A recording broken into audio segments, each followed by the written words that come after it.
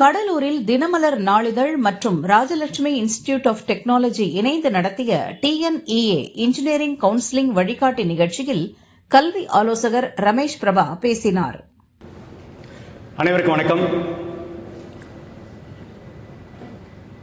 10 மணி ப்ரோக்ராமுக்கு 12 வரைக்கெல்லாம் வந்துட்டு இருக்கிற மாதிரி கவுன்சிலிங்கில் இருக்கக்கூடாது. டைமில் கடையை கட்டிடுவாங்க. 5னா 5 தான். சரியா? பெற்றோர்கள் எவ்வளோ பேர் கை தூக்குங்க? அதுதான் அதிகமாக இருக்குது. போய் கேட்டு வா, பார்த்துக்கிறேன். நாங்கள் வீட்டில் இருக்கோம், நீ போய் கேட்டு வா. எங்களுக்கு எல்லாம் தெரியும். நாங்கள் பார்க்காத கவுன்சிலிங்கா? ஸ்டூடெண்ட்ஸு கை தூக்குங்க. Okay, good good. இப்போ என்ன காலேஜ், என்ன கோர்ஸு அப்படிங்கிறத யார் முடிவு பண்ணுறது? அப்பா அம்மாவா, பிள்ளைங்களா? அப்பா அம்மா என்ன கை தூக்குங்க. எல்லாம் மிரட்டி கூட்டியாந்துருக்காங்க இருந்த. அங்கே வந்து கையை தூக்குன என்ன நடக்கும் தெரியாது. பிள்ளைங்கெல்லாம் கை தூக்குங்க. ஒரு 80% ரெண்டுக்குமே கை தூக்கலைன்னா இப்போ என்ன முடிவில் இருக்கோம்? நம்ம என்ன ஐடியாவில் இருக்கோம்? நான் அது ரெண்டையுமே 2 வகையாக பிரிப்பேன். பெற்றோர்களை பொறுத்தவரையில் 3 வகை. ஒரு வகை பெற்றோர்களுக்கு இதெல்லாம் நல்லா அத்துப்படியாக தெரியும், பிரச்சனையே இல்லை. அது ஆனால் சின்ன சதவீதம் தான். இன்னொரு வகை பெற்றோருக்கு எதுவுமே தெரியாது, அது இன்னும் சேஃபு, அதுவும் சின்ன சதவீதம் தான். இந்த இடைப்பட்டு ஒரு 80% பெற்றோர்கள் இருக்கு. பெருசாக எதுவும் தெரியாது, ஆனால் தெரிஞ்ச மாதிரி ஏதாவது சொல்லிகிட்டே இருக்கிறது. சும்மாவே உட்காந்துருக்க, போடு கவுன்சிலிங்கில் ஏமா அதுக்கெல்லாம் 10 நாள் இருக்குமா? ஓ அப்படியா, சரி, நீ சும்மாவே உட்காந்துருக்கக்கூடாது. இந்த மாதிரி கருத்து சொல்லிகிட்டே இருக்கிறது ஒரு வகைரா. பிள்ளைங்க வகைரா என்ன தெரியுமா? நாங்கள் 8 பேரும் 1ஆம் வகுப்புலேருந்து +2 வரைக்கும் அதே கிளாஸில் அதே டெஸ்கில் அப்படியே உட்காந்துருந்தோம். நாங்கள் 8 பேரும் இந்த காலேஜில் போய் இது படிக்க போகிறோம். அதனால் என் ஃப்ரெண்டு சொல்கிறது தான் உலகத்திலேயே சிறந்த காலேஜ், சிறந்த கோர்ஸ். யார் அந்த ஃப்ரெண்டு?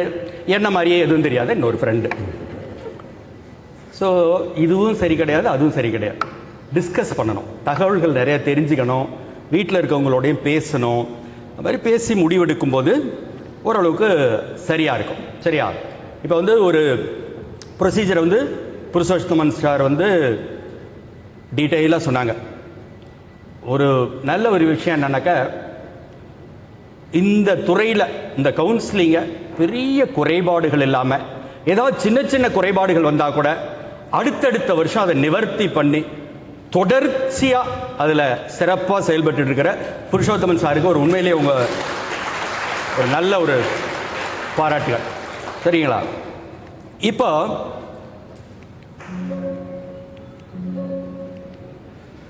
இங்கேருந்து ஆரம்பிப்போம். ஒரு 4-5 வருஷமாகவே இது ஆரம்பிச்சிடுச்சு.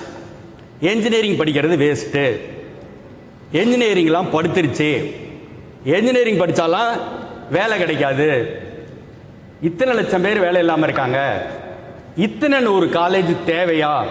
சரியா? இது ஒரு விவாதம் போய்கிட்டே இருக்கு. நம்மகிட்டையும் அந்த ஒரு கேள்வி வந்துக்கிட்டே இருக்கும். அதை என்ன சினிமாவில் தொடங்கி எவ்வளோ கிண்டல் அடிக்க முடியுமோ எல்லா வகையான கிண்டலும் அடித்தாச்சு. இப்படி ஒரு விளம்பரத்தை பார்த்துருப்பீங்க. இப்படி ஒரு இது விளம்பரம்னு சொல்ல மாட்டேன், ஒரு மீம். அதாவது பரோட்டா மாஸ்டர் தேவை, அதுக்கு 18,000 20,000 ரூபா, சாஃப்ட்வேர் இன்ஜினியருக்கு 7,000 10,000 ரூபா அப்படின்னு ஒரு மீம் ரொம்ப காலமாக சுற்றிக்கிட்டு இருக்கு. முதல்ல இந்த விளம்பரம், இப்படி ஒரு விளம்பரமே பொய், இது கிண்டலுக்காக உருவாக்கப்பட்டதுங்கிறத ஆதாரப்பூர்வமாக நான் சொல்கிறேன். சரி, இந்த விளம்பரம் உண்மையிலே வச்சுக்குவோம், இதில் எந்த தப்புமே இல்லை. என்ன அப்படின்னு கேட்டிங்கன்னா, இங்கே வந்து சமையல்காரர் தேவைன்னு கேட்கல, பரோட்டா மாஸ்டர் தேவைங்குது. அது பெரிய ஸ்கில், எல்லாராலையும் பரோட்டா போட்டுற முடியாது. அதே தான் அங்கேயும், அந்த பக்கமும் அதே உதாரணம் தான். எல்லா இன்ஜினியரையும் வேலை வாங்கிக்க முடியாது. உன்னோட ஸ்கில் செட்டை வளர்த்துக்கிட்டா மட்டும்தான் வேலை வாங்க முடியும். ஸோ அதுதான் பிரச்சனையே தவிர, அடிப்படையில் வந்து இதில் என்ன விஷயம் அப்படின்னு கேட்டிங்கனாக்க, யாருக்கு வேலை கிடைக்கும்? நல்ல அகாடமிக் ட்ராக் ரெக்கார்ட் டே 1லேருந்து வச்சுட்டு இருக்கணும். அடுத்து நோ அரியர்ஸ். இதான் எடுத்தோடனே வர கேள்வி. ஒரு கம்பெனி உள்ள வருதுன்னா அரியர்ஸ் இல்லாத பயோடேட்டா மட்டும் கொடுங்க. இப்போ ஒரு தம்பி கேட்குறார், சார் மேடம் ஆர்ஐடி மேடம் வந்து 16 ஏரியாஸ் வச்சவங்கலாம் சூப்பராக பண்ணான்னு சொல்கிறாங்களே சார், அப்படின்னு. அது வந்து அதை கரெக்ட் சென்ஸ்ல எடுத்துக்கணும், சரியா? அதை ராங் சென்ஸ்ல எடுத்துக்கூடாது. ஒரு வெளியில ஒரு அறிஞர் வந்தார், ஸ்கூலுக்கு வந்தார். இந்த பயல்களுக்கு மது பழக்கத்தை பத்தி அதனோட தீமையை உணர்த்தணும் அப்படின்னு சொல்லிட்டு ஒரு கண்ணாடி குடுவை எடுத்தார். அதுல சாராயத்தை ஊத்தினார். ஊத்திட்டு கண்ணு முன்னாலேயே தப்புன்னு ஒரு புழுவை தூக்கி உள்ள போட்டார். கப்ப கப்ப கப்பன்னு துடி துடிச்சு செத்துது. இப்ப பயல எழுப்பி இதுல இருந்து உனக்கு என்ன தெரியுதுன்னாரு. சாராயம் குடிச்சா வயிற்றுல இருக்க புழுவெல்லாம் செத்து போயிடும் சார் அப்படின்னு. அந்த மாதிரி இது அந்த அரியர்ஸ் எடுத்துக்கூடாது. அவங்க சொன்னது என்னன்னாக்க, அதை தாண்டி உனக்குள்ள ஒரு திறமை இருக்குங்கிறதுக்காக அந்த உதாரணம் சொன்னாங்க. அரியர்ஸுங்கிறது முதல் செமஸ்டர்ல இருந்தே இருக்கக்கூடாது. அது வந்து ரொம்ப ரொம்ப தெளிவா இருக்க வேண்டிய ஒரு விஷயம். அடுத்து அவங்க வந்து அந்த எம்ப்ளாயபிலிட்டி ஸ்கில்ஸ், மார்க்ஸ் வாங்கினா மட்டும் போதாது, இது டே ஒன்ல இருந்தே வளர்த்துக்க வேண்டிய ஒரு விஷயம். அதுவும் தேவை வந்து உங்களுக்கு. இதை தாண்டி இன்னைக்கு நான் பார்க்கிற ஒரு விஷயம், ஒரு 20 வருஷத்துக்கு முன்னால நான் இந்த இன்ஸ்டிடியூஷன்ஸ்க்குலாம் போய் பேசும்போது அந்த சேர்மன் சொல்லுவாங்க, மோட்டிவேஷன் பேசுங்க சார் அப்படிம்பாங்க. இன்னைக்கு என்ன சொல்றாங்க, ஆட்டிடியூட், மனோபாவம் பேசுங்கன்றாங்க. காரணம் இதுங்களுக்கு அருமை தெரியறதில்ல. காலேஜ் கஷ்டப்பட்டு 10 கம்பெனி இன்டர்வியூ கூட்டியாருது. இவர் சூஸ் பண்ணுவார், நான் இது அட்டன் பண்ணுவேன், இது அட்டன் பண்ண மாட்டேன், இது பண்ணலாமான்னு யோசிச்சுட்டு இருக்கேன். இந்த மனோபாவம் வந்து இன்னைக்கு ரொம்ப அதிகமா இருக்கு. இது இந்த ரைட் ஆட்டிடியூட் இருந்தா மட்டும்தான் வேலை வாங்க முடியும். அதனால என்ன சிக்கல்னா, இப்போ ஒரு 2 லட்சம் பேர் உள்ள போறாங்க இன்ஜினியரிங்ல. 1 லட்சம் பேர் 5 அரியர்ஸோ 8 அரியர்ஸோ வச்சிருந்தா அவர்களுக்கு வேலை கிடைக்கணும்னு எப்படி எதிர்பார்க்க முடியும்? இது வந்து என்ஜினியரிங்கோட குற்றம் கிடையாது, உன்னுடைய குற்றம். என்ஜினியரிங் என்னைக்கும் எவர்கிரீன், என்னைக்கும் படுக்காது, என்னைக்கும் அதுக்கான வாய்ப்புகள் நீ சரியா இருந்தா இருந்துகிட்டே தான் இருக்கும். ஸோ அந்த நம்பிக்கையோட நம்ம அடுத்தடுத்த விஷயங்களை தொடரணும். இப்போ இதுவே உங்களுக்கு ஒரு சான்று. நான் வந்து ஒரு கடந்த சில வருடங்களோட நம்மளோட இன்ஜினியரிங் கவுன்சிலிங் விண்ணப்ப எண்ணிக்கையை உங்களுக்கு காட்டுறேன். 21ல பார்த்தீங்கன்னா 1,45,000, 1,00,000 அடுத்த வருஷம் 69, அடுத்து 87, 2,09,000, 2,41,000, இந்த வருஷம் அதற்கு அடுத்த நிலையில் 2 லட்சம். அப்ப இது இன்க்ரீசிங் ட்ரெண்ட்ல தான் இருக்கு, இன்க்ரீஸ் ஆகிக்கிட்டு தான் இருக்கும். அதுல எந்த மாற்றமும் நமக்கு வந்து கிடையாது. இப்போ இந்த வருடத்துடைய ஸ்டாட்டிஸ்டிக்ஸ் பார்த்தீங்கன்னாக்க மொத்தம் வந்து 2,45,220. அதுல பாய்ஸ் 1,35,000, கேர்ள்ஸ் குறைவா இருக்கு. ஸ்டேட் போர்டு தான் அதுல predominant. சிபிஎஸ்இ ஒரு 28,000 பேர், ஐசிஎஸ்இ போர்டு ஒரு 1000 சொச்சம். 7.5% கவர்மெண்ட் கோட்டாவில் ஒரு 50,000 பேர் விண்ணப்பிச்சிருக்காங்க. இந்த டோட்டல் நம்பர் 2,45,000 இருக்கு இல்லையா, இது வந்து குறையும். எப்ப குறையும்னா, இந்த என்ன சர்டிபிகேட் வெரிஃபிகேஷன் இப்போ தான் நடந்துட்டு இருக்கு. இதுல யாரு தகுதியானவர்கள் தகுதியற்றவர்கள்லாம் நீக்கின பிறகு ஒரு சின்ன நம்பர் குறையும். 29வது ரேங்க் போடுறாங்க பாருங்க, அன்னைக்கு தான் நமக்கு தெரியும் கரெக்ட் நம்பர் என்னங்கிறது. அன்னைக்கு இது வந்து இப்போதைக்கு ஒரு எஸ்டிமேட்டா நம்ம வந்து எடுத்துக்க முடியும். இப்போ நான் என்ன உங்களுக்கு செய்ய போறேன்னாக்க, இதுதான் வந்து புருஷோத்தமன் சார் சொன்ன அந்த ரிசர்வேஷன் ஃபார்முலா. தமிழ்நாட்டில் அரசு சார்ந்த எந்த அட்மிஷனா இருந்தாலும் இதான் ஃபார்முலா. ஓசி 31%, பிசி வந்து 30 இருந்தது, அதை 2ஆ உடைச்சு பிசி 26.5, பிசி முஸ்லிம் 3.5% தனியா இருக்கு, எம்பிசி 20%, எஸ்சி முதல்ல வந்து 18% இருந்தது, அதை 2ஆ உடைச்சு எஸ்சி 15%, எஸ்சி அருந்ததியர் 3%, எஸ்டி 1%. இப்ப இந்த ஃபர்ஸ்ட் ஓசின்னு இருக்குல்ல, அப்படின்னா என்ன?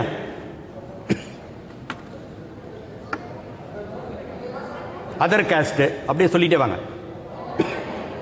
ஓபன் கேட்டகரி, அதான் கரெக்ட். அதர் காஸ்ட்ல இல்ல, ஓபன் கேட்டகரி. இந்த ஓபன் கேட்டகரியில என்ன புரிஞ்சுக்கணும்னா, இப்போ ஒரு காலேஜில் 60 சீட் இருக்குன்னா அந்த 31% உடைச்சு அதுக்கு நேரா இருக்கும், ஒவ்வொரு கம்யூனிட்டிக்கும் இருக்கும். இப்போ வந்து ஓசியில 8 சீட் இருக்குன்னு வச்சுங்க, பிசியில போய் ஒருத்தர் எடுக்கிறார், ஹையஸ்ட் மார்க் வாங்கியிருக்கார். அவர் எடுக்கும் போது பிசியில குறையாது, ஓசியில தான் குறையும். அப்ப அவர் அனைவரோடும் போட்டி போட்டு அதிகபட்ச மதிப்பெண் வாங்கியிருக்கார். அதனால அவரது கம்யூனிட்டியில குறையாது, ஓசியில தான் குறையும். ஓசி 0 ஆகும்போது தான் அந்தந்த கம்யூனிட்டியில வந்து சீட் குறையும். இதுதான் அதனோட formula.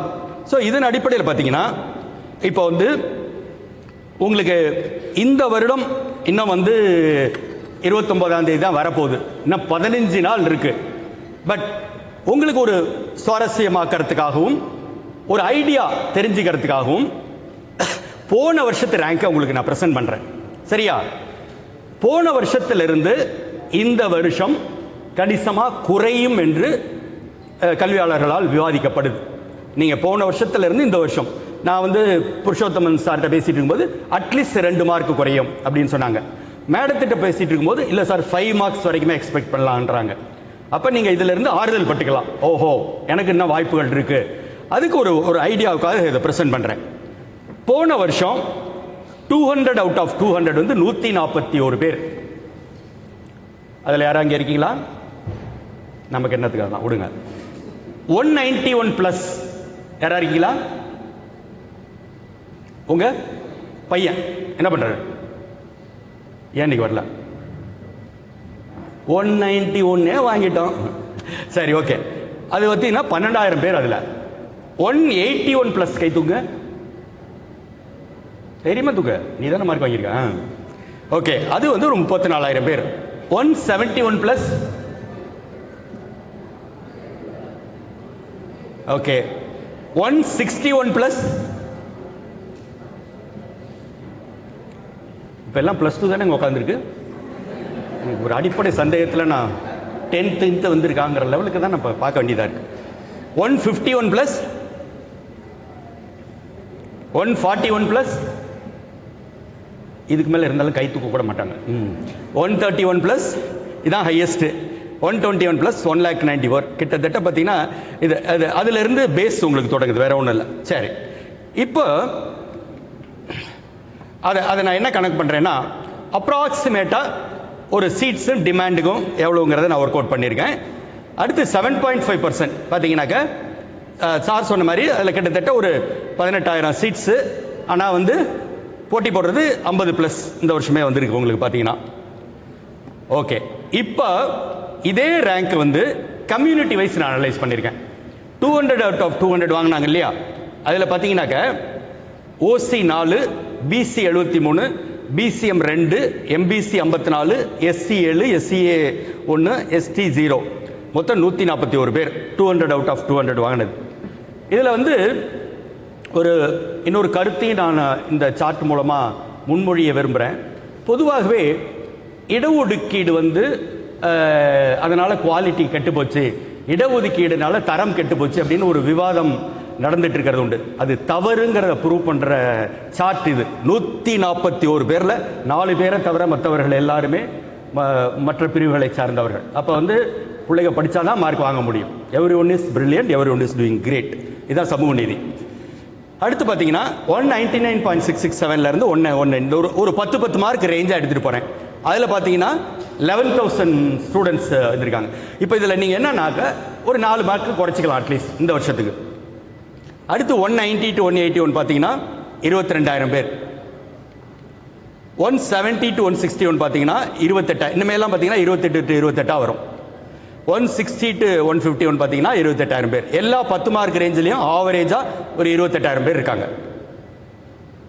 150 to 141, 140 to 131, 130 to 121, 120 to 101, 77.5 வரைக்கும் சீட் கிடைக்கும். இதுல நான் ஜெனரலா ஏன் இன்ஜினியரிங் ஃபெயிலியர் அல்ல இன்ஜினியரிங் அரியர்ஸ் இந்த பிரச்சனை வருதுங்கிறத சொல்றேன். என்னுடைய ஃபார்முலா ஒரு தம் ரூல் வந்து மேத்தமெட்டிக்ஸ்ல யாரெல்லாம் 60 அண்ட் அபோவோ அவங்களால இன்ஜினியரிங்கை சக்சஸ்ஃபுல்லா முடிக்க முடியும். அதுக்கு கீழே இருக்கும்போது அங்க இருக்கிற M1, M2, M3 இதெல்லாம் முடிக்க முடியாம அதுல அப்செட் ஆகி மற்ற பேப்பர்ஸ் அரியர்ஸ் வந்து இதுதான் சிக்கல் நடக்குது.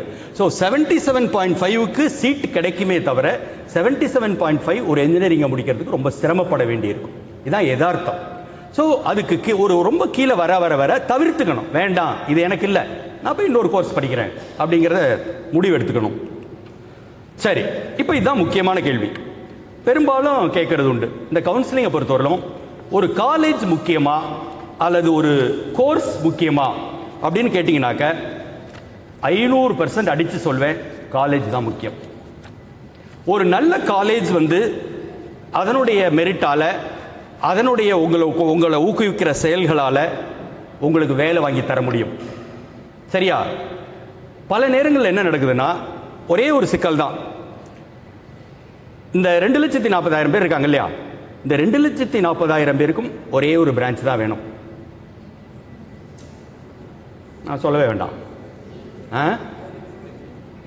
பெட்ரோமாக்ஸ் லைட் இருந்தா சொல்லுங்க, இல்லாட்டி விடுங்க.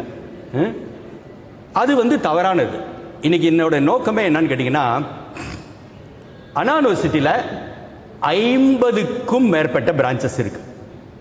நம்ம அந்த கேட்லாக பிரிச்சே பார்த்ததில்லை. இப்போ வரும், இன்னும் ஒரு சில நாட்களில் வெளியிடுவாங்க. அதில் இருக்கும் எவ்வளோ பிரான்ச்சு, அந்த பிரான்ச் எந்தெந்த காலேஜெல்லாம் இருக்கான்னு. அதெல்லாம் பெரட்டி பார்த்தது கூட கிடையாது. வேலை இல்லைன்னா எதுக்காக வேலை இல்லாமல் அண்ணா யூனிவர்சிட்டி 50 பிரான்ச்சை வச்சிருக்கணும்? சரியா? நமக்கு அதை பற்றி தெரியல, நமக்கு யாரும் அதை பற்றி சொல்லலை, நம்ம அதை தெரிஞ்சுக்க முயற்சி பண்ணல. அப்படிங்கிறதாலேயே அது குறைவுன்னு நம்மளா நினைச்சுக்கிறோம். தயவு செய்து எல்லா பிரான்ச்சுக்கும் ஈக்குவல் ஆப்பர்ச்சுனிட்டி இருக்கு, அதை வந்து நம்ம கன்சிடர் பண்ணணும். இந்த என்ஜினியரிங்கோட தொடக்கமே பார்த்தீங்கன்னா, அந்த காலத்தில் 3 தான். என்ஜினியரிங்னு ஒன்று தொடங்கும் போது சிவில், மெக்கானிக்கல், எலக்ட்ரிக்கல், எலக்ட்ரானிக்ஸ் கூட கிடையாது. உங்க அப்பா தாத்தா காலத்தெல்லாம் பார்த்தீங்கன்னா வீட்டில் ஒரு ரேடியோ இவ்வளோ பெரிய சைஸில் ஒரு மரத்தில் செஞ்ச ஒரு ரேடியோ பெட்டி இருக்கும். அது இப்படி உருண்டையாக ஒரு சுவிட்ச் இருக்கும், அப்படி போட்டால் புழுக்கு புழுக்குன்னு ஒரு பச்சை லைட் எரியறதுக்கு 3 நிமிஷம் ஆகும். அது வால்வு செட்டு. எலக்ட்ரிக்கல், எலக்ட்ரானிக்ஸ் கிடையாது. இதுல இருந்து தான் அதுக்கு பிறகு நம்ம அப்படியே கொஞ்சம் கொஞ்சம் கொஞ்சமாக அடுத்தடுத்து பிரான்ச்சஸ் வர ஆரம்பிச்சிருச்சு. இப்போ நான் வந்து உங்களுக்கு ஒரு இன்ட்ரெஸ்டிங் ஸ்டாட்டிஸ்டிக்ஸ் கொடுக்க போறேன்.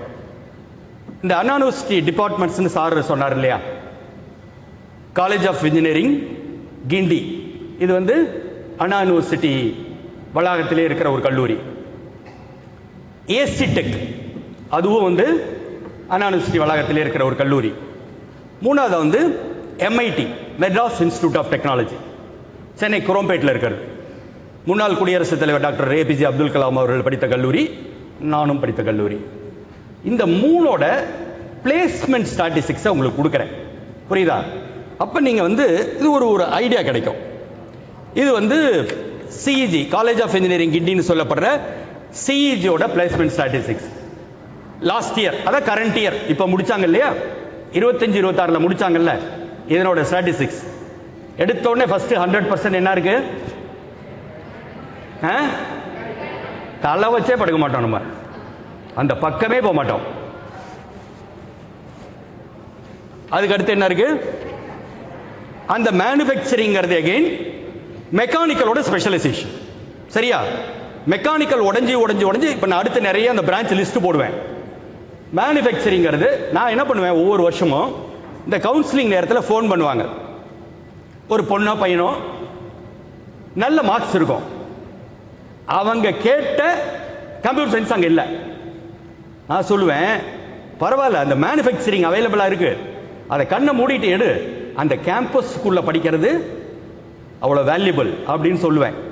ஒரு 20 பேர்கிட்ட சொன்னா அட்லீஸ்ட் 2 பேராவது கேட்பாங்க. கேட்டவங்க ரியலைஸ் பண்ணி சொல்லுவாங்க ஒரு 3 வருஷம் கழிச்சு, சார் நீங்க சொல்றதால எடுத்தேன், நல்லா இருக்கு அப்படின்னு சொல்லிட்டு. அது காரணம் என்னன்னா, நமக்கு இருக்கிற ஒரே ஒரு இதுதான், கம்ப்யூட்டர் சயின்ஸ் எடுத்தா எதுக்காக எடுக்கிறோம்? எதுக்கு எடுக்கிறோம்? IT job. 5 நாள் வேலை, 2 நாள் லீவு, 5 நாள் வேலையில ஒர்க் ஃப்ரம் ஹோம், வீட்டில இருந்து மல்லக்கா படுத்துக்கிட்டு கூட வேலை செய்யலாம், இது மாதிரி அட்ராக்டிவ் சேலரி இது அப்படின்னு. உனக்கு ஒரு அதிர்ச்சி தரும் தகவல் என்னன்னா, நீ கம்ப்யூட்டர் சயின்ஸ் முடிச்சுட்டு அந்த ஐடி கம்பெனியில் போய் உட்கார்ந்த பிறகு லெஃப்ட்ல திரும்பி பார்த்தீங்கன்னா ஒரு சிவில் இருக்கும், ரைட்ல திரும்பி பார்த்தீங்கன்னா ஒரு மெக்கானிக்கல் இருக்கும், அவங்களும் அங்கே உள்ள வரலாம். சரியா? அதனால இந்த ஒரே ஒரு இதுதான் நமக்கு தெரியலேங்கிறதுக்காக நான் அந்த துறை குறைந்தது இதெல்லாம் சொல்லலை. பட் யதார்த்தத்துக்கு புறம்பா இருக்கும்போது நம்ம தப்பா முடிவு எடுக்கிறோம், வேற ஒண்ணுமே இல்லை. அதற்கு அடுத்த நிலையில பாத்தீங்கன்னா ட்ரிபிள்இங்கிறது என்ன? Electrical and electronics engineering. இது வந்து இப்போ கொஞ்சம் கொஞ்சமா நாங்களாம் கஷ்டப்பட்டு மதம் மாற்றி எடுக்க தொடங்கி இருக்கிறாங்க. அதுக்கு முன்னாடி அதையும் மதிக்கவே மாட்டாங்க.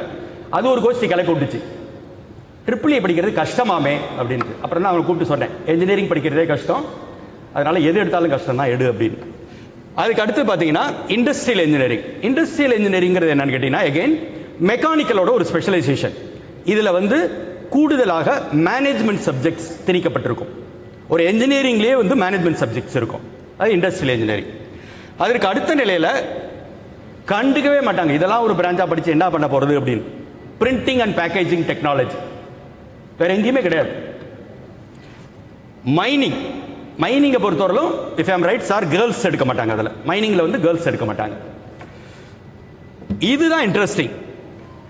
நம்மளுடைய அரசு கல்லூரிகள்லையும் கிண்டி கேம்பஸ்லையும் மெக்கானிக்கல் சிவில் ரெண்டுலையும் தமிழ் மீடியத்தில் இருக்கு. நிறைய பேருக்கு தெரியாது, தமிழ் வழியில இந்த ரெண்டு பிரான்ச் இருக்கு. அதுல பாருங்க, மெக்கானிக்கல் தமிழ்ல 95% பிளேஸ்மெண்ட்.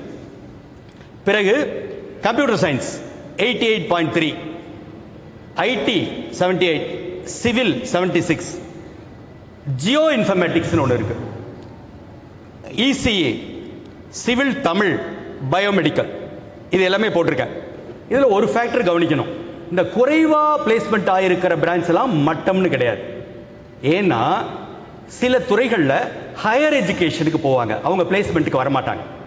இப்ப பயோமெடிக்கல் இருக்கு, நிறைய பேர் வந்து இதுல பிஜி படிக்கணும், ரிசர்ச் நிறைய பண்ணணும், அதுல தான் ஃபியூச்சர்னு சொல்லிட்டு போறதால அவங்க வந்து பிளேஸ்மெண்ட்டுக்கே வரமாட்டாங்க. அதுக்காக வந்து அந்த பிரான்ச் மட்டம்னு நம்ம கணக்கில் எடுத்துக்க கூடாது. இதற்கு அடுத்து பார்த்தீங்கன்னா எம்ஐடி கேம்பஸ் டாப் மோஸ்ட் வந்து ப்ரொடக்ஷன் 97.44. நான் வந்து அங்க ஒரு 40 வருஷத்துக்கு முன்னால ப்ரொடக்ஷன் ஒன்று அறிமுகப்படுத்தும் போது படித்தவன். அப்ப அது மதிக்கப்படாத ஒரு பிரான்ச். சரியா, எடுக்கப்பட்டதுங்கிறத விட கொடுக்கப்பட்டது எனக்கெல்லாம். இன்னைக்கும் ஒரு சாய்ஸ்ல ப்ரிஃபர்டு பிரான்ச் அது கிடையாது. பட் யதார்த்தம் என்ன, ப்ரொடக்ஷன்ங்கிறது என்னன்னா, இன்னைக்கு இருக்கிற லேட்டஸ்ட் மெஷினரி என்னெல்லாம் வந்திருக்கு, லேட்டஸ்டா மேனுஃபேக்சரிங் ப்ராசஸ் எப்படிலாம் மாறி இருக்கு அப்படிங்கறத சொல்லித்தர மெக்கானிக்கலோட ஒரு ஸ்பெஷலைசேஷன், அதுதான் ப்ரொடக்ஷன். நிறைய இடங்கள்ல இது கிடையாது. அடுத்தது பாத்தீங்கன்னா ஐடி, இன்ஃபர்மேஷன் டெக்னாலஜி, இசிஇ. பாருங்க, இந்த இசிஇலேயே சிஇஜில பிளேஸ்மெண்ட் குறைவா இருக்கு, இங்க அதிகமா இருக்கு. ஸோ இதை ரொம்ப ஜெனரலைஸும் பண்ண முடியாது, கல்லூரிக்கு ஏற்ப இது மாறக்கூடும். ஏஎன்டிஎஸ் என்னது அது? Okay, electronics and instrumentation. எம்ஐடியோட ஒரு ஸ்பெஷலைஸ்ட் பிரான்ச் வந்து இன்ஸ்ட்ருமெண்டேஷன், அங்கதான் ஃபர்ஸ்ட் தொடங்கப்பட்டது. ரப்பர் அண்ட் பிளாஸ்டிக்ஸ் இதுவுமே கண்டுக்கவே மாட்டாங்க. ஆட்டோமொபைல் அங்கதான் அகைன் ஃபர்ஸ்ட் தொடங்கப்பட்டது. Computer science, robotics and automation, aeronautical. Aeronautical ஏன் அவ்வளவு குறைவா இருக்குன்னா, அதுல கணிசமான பேர் வந்து பப்ளிக் செக்டார் யூனிட்ஸ்ல போகும்போது அவங்க அதுக்கு தனியா எக்ஸாம் எழுதி they have to attend. So அதுல செப்பரேட் ஆயிடும். தென் அதுல ஹையர் எஜுகேஷன் போறவங்களும் இருக்காங்க. அடுத்தது பாத்தீங்கன்னா இன்னொரு கேம்பஸ் ஏசி டெக்னு சொல்றது. இதுல அகைன் வந்து எல்லாம் ஸ்பெஷலைஸ்டு பிரான்ச்சஸா இருக்கிறதால அது கிட்டே போக மாட்டாங்க. லெதர் டெக்னாலஜி அங்க மட்டும்தான் இருக்கு, textile technology, apparel technology, ceramic technology, chemical engineering. Recent இயர்ஸ்ல கணிசமான பேர் கெமிஸ்ட்ரியில நல்ல மார்க் வாங்குறாங்க, கேர்ள்ஸ்ல நிறைய பேர் கெமிஸ்ட்ரியில நல்ல மார்க் வாங்குறாங்க. Chemical engineering one of the interesting branches. இதுல என்ன உங்களுக்கு சொல்லணும் அப்படின்னா, திடீர்னு ஒரு கோஷ்டி வரும், சார் இந்த பிரான்ச் எல்லாம் கேர்ள்ஸுக்கு ஓகேயா அப்படின்னு கேட்பாங்க. இனிமேலாம் பாய்ஸ் பிரான்ச் கேர்ள்ஸ் பிரான்ச்லாம் இல்லை, அதெல்லாம் தாண்டிட்டோம். ஒரு காலத்தில் இருந்தது. நான் எம்ஐடியில் ப்ரொடக்ஷன் படிக்கும்போது என் கிளாஸ்ல ஒரு கேர்ள்ஸ் கிடையாது. என் நிலைமை யோசிச்சு பாருங்க. இன்னைக்கு அதே எம்ஐடிக்கு உள்ள போறேன், கிளாஸ்ல 50% மேல கேர்ள்ஸ் உட்கார்ந்துருக்காங்க. அதெல்லாம் தாண்டிட்டோம். நமக்கு என்னன்னா, அது என்னங்கிறதால அதை விஷுவலைஸ் பண்ணி பார்க்க தெரியாததால மெக்கானிக்கல் எடுத்தா நம்ம பொண்ணு இங்க இருந்து ஒரு டிஎம்டி ராட தூக்கிட்டு போய் அங்க போட போகுது போல இருக்கு. சிவில் எடுத்தா செங்கல்பட்டு கீழே பிரிட்ஜு கீழே தகர சட்டி வச்சு நிக்க போகுது போல இருக்கு. ஏன்னா அதை தாண்டி எனக்கு விஷுவலைஸ் பண்ண தெரியல. அது என்னன்னு என்னால அது அது அந்த பக்கம் போய் ஐடியை ஈஸியா புரிஞ்சுக்க முடியுது. மற்ற துறைகளை என்னால விஷுவலைஸ் பண்ணி இது என்ன ஜாபா அங்க போய் உட்காரும். இன்னைக்கு எல்லாம் ஒயிட் காலர், எல்லாம் ஏசி ரூம். அதனால இனிமே பாய்ஸ் துறை கேர்ள்ஸ் துறைங்கிறது ஒரே ஒரு இது. இந்த மைனிங் மட்டும் பெண்களுடைய உடல் ரீதியான பிரச்சனைகளுக்காக மைனிங் வந்து கேர்ள்ஸ் எடுக்கிறது இல்லை. மற்ற எந்த பிரான்ச்சுக்கும் பாய்ஸ் பிரான்ச் கேர்ள்ஸ் பிரான்ச்லாம் இனிமே கிடையாது. அதெல்லாம் தாண்டிட்டோம் நம்ம.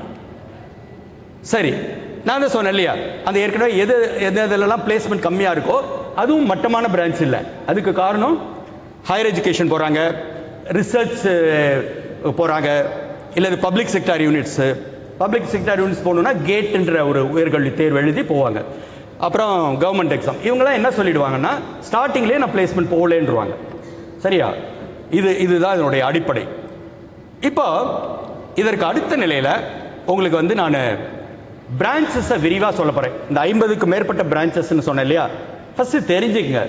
ஸோ எலக்ட்ரிக்கல்லேருந்து உருவானது எலக்ட்ரானிக்ஸ், எலக்ட்ரானிக்ஸ்லேருந்து உருவானது கம்ப்யூட்டர் சயின்ஸ், கம்ப்யூட்டர் சயின்ஸ்லேருந்து உருவானது இன்னைக்கு நீங்கள் அடிக்கடி உச்சரிக்கிற ஏஐ. சரியா? எகெயின் வந்து இந்த ஏஐ வந்து நம்ம ஒரு பயப்படுற விஷயமா பார்க்க வேண்டியதில்லை. அது ஒரு டூல், அவ்வளோதான். ஒரு 6 மாதங்களுக்கு முன்பு அண்ணா யூனிவர்சிட்டியில் ஒரு அவங்க சண்முக சுந்தரம்னு இருக்காங்க, centre for university industry interaction, ஒரு இதை ஆர்கனைஸ் பண்ணியிருந்தாங்க seminar. Core branches are neglected அப்படின்னு. நம்ம அப்போ டைரக்டர் ஆஃப் டெக்னிக்கல் எஜுகேஷன் அந்த இன்னசென்ட் திவ்யா மேடம் மாடரேட் பண்ணாங்க. நான் ஒன் ஆஃப் த அகாடமிக் எக்ஸ்பர்ட்டாக போய் பேசினேன். அப்போ நான் ஒரே ஒரு கருத்து தான் சொன்னேன். ஏஐ வரும். ஏஐ எப்படி வரும்னா, AI in civil, AI in mechanical, AI in automobile, AI in aeronautical, அப்படிதான் ஒரு தவிர ஏஐன்னு தனியாக கிடையாது. சரியா? அதனால் அதை ஒரு ரொம்ப பாசிட்டிவாகவும் பார்க்க வேண்டாம், ரொம்ப நெகட்டிவாகவும் பார்க்க வேண்டாம். ஓகேயா? சரி, இப்போ உங்களுக்கு கம்ப்யூட்டர் சயின்ஸ் தெரியும். அந்த கம்ப்யூட்டர் சயின்ஸில் அண்ணா யூனிவர்சிட்டியில் 13 பிரான்ச் இருக்குன்னு நமக்கு தெரியாது. Computer science and engineering, artificial intelligence data science, artificial intelligence and machine learning, computer and communication engineering, computer science and business system, computer science and design, computer science and engineering, computer science and engineering cyber security, computer science and engineering data science, computer science and engineering IoT internet of things. இவ்வளோ branches அதுலேயே இருக்கு. இதற்கு அடுத்த நிலையில் பார்த்தீங்கன்னாக்க இன்னும் continuous இன்னும் ஒரு 5 branch.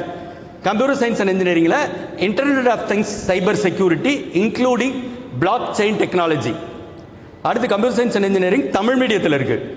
Computer science and technology, computer technology, cyber security, electrical and computer engineering. இவ்வளோ 16 பிரான்ச்சஸ் இருக்குங்கிறதே நமக்கு தெரியாது, நீங்க எதிர்பார்க்கிற கம்ப்யூட்டர் சயின்ஸுக்குள்ளாரையே. அடுத்து பார்த்தீங்கன்னாக்க இசிஇ சொல்றேன் இல்லையா, நம்மளோட செகண்ட் ப்ரிஃபரன்ஸா கம்ப்யூட்டர் சயின்ஸுக்கு அடுத்து ஏதாவது யோசிக்கலாம்னா இசிஇ யோசிக்கிறோம்.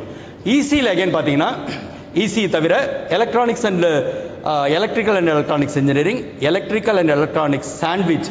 இந்த சாண்ட்விச் நடுவில் வரும், பார்த்துருக்கீங்களா? சாண்ட்விச் கோர்ஸ் என்னது அப்படின்னா, ஒவ்வொரு பீரியட் முடிஞ்சோடனே ஆளுக்கு ஒரு சாண்ட்விச் கொடுப்பாங்க. கட்டுப்படி ஆகுது காலேஜ். 5 வருஷ படிப்பு. வழக்கமாக என்ஜினியரிங்கிறது 4 வருஷம், சாண்ட்விச்ங்கிறது 5 வருஷம். அது வந்து கொஞ்சம் அட்வான்ஸ்டாக இருக்கும், வேற ஒன்றும் இல்லை. பிறகு பார்த்தீங்கன்னா electronics communication, advanced communication technology, electronics and instrumentation engineering, electronics engineering VLSI design and technology, information science and engineering, information technology, instrumentation and control engineering. இவ்வளோ பிரான்ச்சஸ். அது கீழே சிவில் எடுத்துக்கிட்டோம்னா civil and structural, civil engineering, environmental engineering, civil இன்ஜினியரிங்ல Tamil medium, environmental engineering, அந்த geo இன்ஃபர்மேட்டிக்ஸ்னு சிஇஜியில் இருக்கிறது ஒன்று காமிச்ச பாருங்க இந்த கோர்ஸ். மெக்கானிக்கல் எடுத்துக்கிட்டீங்கன்னா நான் ஏற்கனவே சொன்ன மாதிரி ஒரே ஒரு மெக்கானிக்கல், அதில் உடஞ்சி aerospace, aeronautical, automobile, industrial engineering and management, leather technology, manufacturing engineering, marine engineering, mechatronics engineering. Recent பிரான்ச்சஸ்ல இது ஒன்று மெக்கட்ரானிக்ஸ்.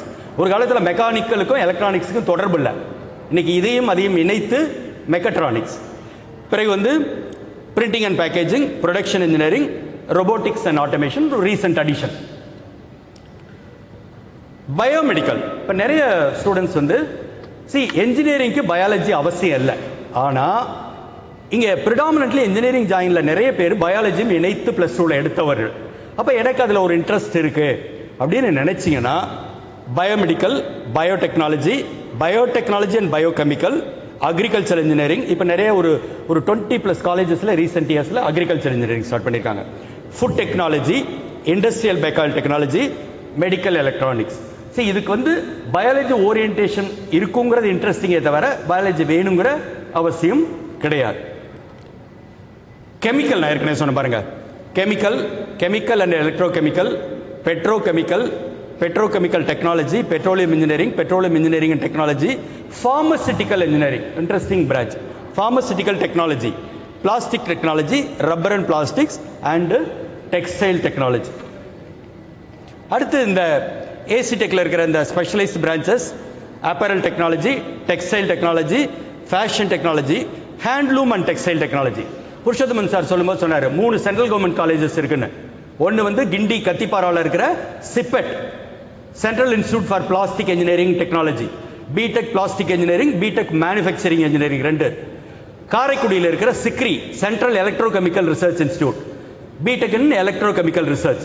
3rd வந்து சேலத்தில் இருக்கிற Indian institute of handloom technology, அதில் தான் வந்து இந்த BTech handloom and textile technology. பிறகு வந்து செராமிக் டெக்னாலஜி. ஸோ எதுக்கு சொல்ல வரோம் அப்படின்னா 50+ பிரான்ச்சஸ் இருக்கு, எதுவுமே வந்து வீணா போறது கிடையாது. நீ என்ன யோசிக்கணும்னா, ஒரு பிரான்ச் குறைவான நம்பர் இருக்குன்னு வச்சுக்க, அதை பாசிட்டிவா யோசிக்கணும். இதுல 1,00,000 பேர் போட்டி போடுறாங்க வேலைக்கு, இந்த பிரான்ச்ல 2,000 பேர் தான் இருக்காங்க, அப்ப எனக்கு ஈஸியா வேலை கிடைக்கணும், அப்படி பாசிட்டிவா தான் அதை எடுக்கணும். பிளஸ் அதை பத்தி தெரிஞ்சுக்கணும்.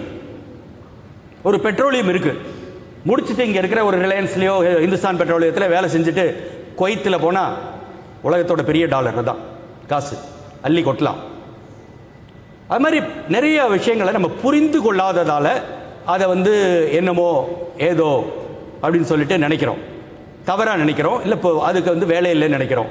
இன்னும் சில பிரான்ச்சஸ் இது வந்து ஹையர் ஸ்டடீஸ் போனாதான் சரியா இருக்குமா, ஃபாரினுக்கு போனாதான் சரியா இருக்குமா, இது எல்லாமே வதந்திகள். சரியா? நம்ம அதை பக்கத்தை ஒன்றையும் உட்காந்து ரிசர்ச் பண்ணி அதை பற்றின தகவல்களை சேகரிச்சுக்கிட்டு எனக்கு பிடிச்சிருக்கா தைரியமாக எடுங்க. நான் என்னுடைய நேரடி அனுபவத்தில் சொல்கிறேன். என்னுடைய சூப்பர் சீனியரான டாக்டர் ஏபிஜே அப்துல் கலாம் அவர்கள், அவரு படிக்கிற காலகட்டத்தில் அந்த எம்ஐடியில் ஏரோநாட்டிக்கல் குறைவாக மதிப்பிடுகிற பிரான்ச், இதெல்லாம் படித்து என்ன பண்ண போகிறாங்க அப்படின்னு நினைக்கிற பிரான்ச், என்ன பண்ணாரு? அதை விட பெரிய வேலை இருக்கா இந்தியாவில்? உச்சபட்சத்தில் போய் உட்காந்தாச்சு. அதனால இந்த மற்றவர்கள் வதந்திகளாக பரப்புற கருத்துகளுக்கு அதிகம் வெயிட்டேஜ் கொடுக்காதீங்க. அதை பற்றி குழப்பிக்க வேண்டிய அவசியமே கிடையாது. ஸோ இன்னும் 1-2 டேர்ம்ஸ் உங்களுக்கு எக்ஸ்பிளைன் பண்ணிடுறேன். நீங்கள் இப்போ சாண்ட்விச் சொன்ன மாதிரி கவுன்சிலிங்கில் எடுக்கும்போது அங்கங்கே குறுக்க எஸ்எஸ்ன்னு பிராக்கெட்டில் போட்டிருக்கோம். செல்ஃப் சப்போர்ட், வேற ஒண்ணுமே இல்லை. ஒரு அரசு அல்லது அரசு ஒரு பெரிய கல்லூரியில் அதே கோர்ஸ் ரெகுலராக இருக்கும். செல்ஃப் சப்போர்ட், இது அதோட ஃபீஸ் ஹையர், வேற ஒன்றும் கிடையாது. அதை பயந்துட்டு எடுக்காம இருக்க வேண்டிய அவசியம் கிடையாது. அதே மாதிரி நிறைய கேட்பாங்க, சார் பிஇக்கும் பிடெக்கு என்ன வித்தியாசம்? ஒரு வித்தியாசம் இல்லை. அண்ணா யூனிவர்சிட்டி கொடுப்புற ஒரு வித்தியாசத்தை தவிர, இப்போ நீங்கள் ஒரு பிரைவேட் யூனிவர்சிட்டி போனீங்கன்னா பிடெக் மட்டும் தான் இருக்கும், ஐஐடிக்கு போனீங்கன்னா பிடெக் மட்டும் தான் இருக்கும். இங்கே மட்டும் தான் தேவையில்லாத ஒரு 2 லேபிள், பிஇ அண்ட் பிடெக். இவங்க என்ஜினியரிங்னு முடிக்கிற கோர்ஸ் எல்லாம் பிஇயா, டெக்னாலஜின்னு முடிக்கிற கோர்ஸ் எல்லாம் பிடெக்கா. அதனால பூன்னு சொல்லலாம், புஷ்பம்னு சொல்லலாம், நீங்க சொல்ற மாதிரி சொல்லலாம். அதை வந்து இதுக்காக ஒரு தனியா பயப்பட வேண்டிய ஒரு அவசியம் இல்லை. அதுவும் வந்து தெளிவுபடுத்தப்பட்டு வேற ஒன்றும் பெருசா தெளிவுபடுத்துறதுக்கு ஒன்றும் இல்லை. நான் வழக்கமாக சொல்ற ஒரே ஒரு விஷயத்தை மட்டும் வலியுறுத்துவேன். நம்ம ஒவ்வொரு ஸ்டூடெண்ட்டுக்கும் லைஃப்ல ஹாஸ்டல் லைஃப் கண்டிப்பா முக்கியம். வீட்டு பக்கத்திலேயே ஒரு காலேஜ் அப்படின்னு தேடிட்டு இருக்காம தயவு செய்து ஹாஸ்டல்ல போடுங்க. ஓகேயா? இங்க இருக்கிற பெற்றோர்கள், படித்தவர்கள், உங்க காலத்தில் எவ்வளவு பேர் ஹாஸ்டல்ல தங்கியிருந்தீங்க? கைத்துங்க. பரவாயில்லையா? நல்ல நம்பர்.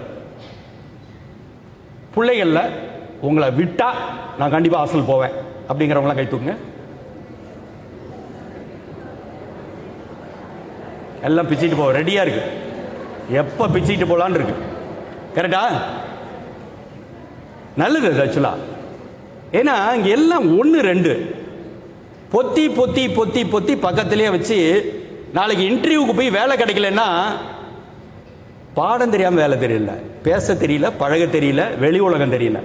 இதுதான் சிக்கலே. அதனால பிரச்சனை. இந்த 1ங்கிறதால 2ங்கிறதால வீட்லையும் திட்ட முடியல, ஸ்கூல்லையும் திட்டம் இல்லை, காலேஜ்லையும் திட்டம் இல்லை. பட் யாராவது திட்டி ஆகணும்ல. இங்க எத்தனை பேர் 1 கை தூக்குங்க பசங்கள்ல? சரி 2 இதுதான் ஹையஸ்ட் இருக்கும். பட் இந்த 2க்குள்ளேயே விட்டு கொடுக்கறதோ ஹெல்ப்பிங்கோ சான்ஸே இல்லை. சரி, இப்போ கேள்வி அப்படியே பேரண்ட்ஸுக்கு மாற்றுவோம். நம்பரை 3லேருந்து ஆரம்பிக்கிறேன். 3, 4, 5, 6, 7. அமைதியாயிடுச்சு. கடலூர் இப்படி இருக்க. 8ங்கும் போது நான் கை தூக்கணும்.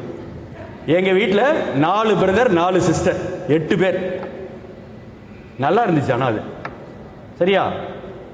நான் ஸ்கூல் படிக்கும்போது எங்கள் அம்மாட்ட கோச்சிக்கிட்டு சாப்பிட மாட்டேன் போ அப்படின்னு அந்த செவத்துக்கிட்ட ஓரமாக போய் உட்காருவேன். அரை மணி நேரம் அவங்க கண்டுக்க மாட்டாங்க, 1 hour அவங்க கண்டுக்க மாட்டாங்க, 2 hours அவங்க கண்டுக்க மாட்டாங்க. எனக்கா பசிக்க எந்திரிச்சு வந்து சாப்பிட்டு போயிடுவேன். இது நல்லா இருந்துச்சு. இன்னைக்கு இந்த 1, 2ல் இது சாத்தியம் இல்லை. 1, 2ல் ஹெல்பிங் டெண்டன்சி இல்லை, விட்டு கொடுக்க மாட்டேங்குது. ஹாஸ்டலில் போடுங்க, ரிப்பேர் பண்ணி கரெக்டாக கொடுத்துரும் நம்மகிட்ட. அது ஒரு இடம் தான் ரிப்பேர் பண்ண முடியும் பல வகையில். இப்போ என்ன பண்ணுறோம்? ஸ்கூல் விட்டு வந்தோடனே யூனிஃபார்மை கலட்டி விசிறிட்டு இன்னும் துவைக்கலையா அம்மாட்ட போய் அங்கே போனால் ஹாஸ்டலில் நானே சோப் போட்டு, நானே கும்மி, நானே துவைச்சி, நானே அயன் பண்ணி சொந்த காலில் முதல்ல நிற்கிற ஒரு விஷயம். அடுத்து ஹெல்பிங் டெண்டன்சி விட்டு கொடுக்குறது. இந்த 2க்குள்ளேயே இல்லை. அங்கே போனால் ஒரு தேங்காய் எண்ணெய் பாட்டில் 8 ரூமுக்கு போயிட்டு வரும். நேச்சுரலாக சோப்புன்னு தான் சொல்ல இருந்தேன், அப்புறம் டீசெண்டாக தேங்காய் எண்ணெய் பாட்டில் மாற்றிக்கிட்டாங்க சொல்ல வந்து. இது முதல்ல இந்த ஹெல்பிங். அடுத்து யாரு சிறந்த சமையல்காரர்? குக் யாரு? அம்மா. ஆனா ஸ்கூல் வரைக்கும் அம்மா சமையல என்ன நொட்டம் சொல்லுவோம். தட்டை விசிறது. சாம்பாரா வச்சிருக்கேன். ஹாஸ்டலுக்கு போங்க, சாம்பார் மாதிரி ஒன்று ஊற்றுவாங்க. தேவாமிர்தமா இருக்கும் அந்த நேரத்துக்கு. அது அடுத்து இந்த தீபாவளி பொங்கலுக்கு வீட்டுக்கு வந்தோடனே இவ்வளோ பெரிய தூக்கு நிறையா ஸ்நாக்ஸ் ரெடி பண்ணி நம்ம பிள்ளை எப்படியும் ஒரு 20 நாள் இதை வச்சு சாப்பிடாது அப்படின்னு அனுப்புவோம். ஹாஸ்டலில் வந்து திறந்த 20 செகண்டில் மொத்தமாக முடிஞ்சு. இதுதான் ஷேரிங், இதுதான் விட்டு கொடுத்தல், இதுதான் நம்ம பிள்ளைய முழுமையாக மாற்றும். அதனால் தயவுசெய்து உங்கள் பிள்ளைக்கு ஏதாவது நல்லது பண்ண நினச்சிங்கன்னா ஹாஸ்டலில் போடுங்க. அது வந்து தேவை. மற்றபடி இதை தாண்டிய எந்த உங்களோட சந்தேகங்கள் இருந்தாலும் நாங்கள் சேர்ந்து உங்களுக்கு பதில் சொல்ல தயாராக இருக்கிறோம். இங்கே வந்திருக்கிற ஒவ்வொரு குழந்தையும் நல்ல ஒரு சிறப்பான கல்லூரியில் சிறந்த இடத்தை பிடித்து எதிர்காலத்தில் வெற்றி பெற வேண்டும் என்கிற வாழ்த்துக்களோடு விடைபெறுகிறேன். நன்றி, வணக்கம். தேங்க்யூ.